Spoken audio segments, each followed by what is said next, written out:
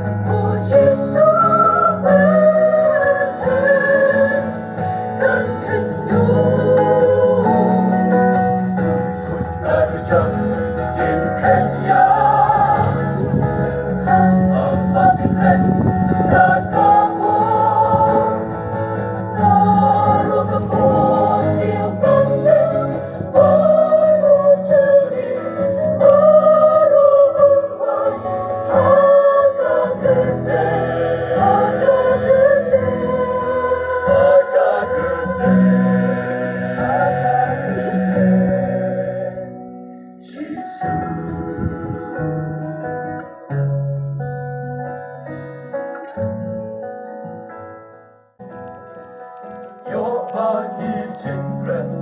along by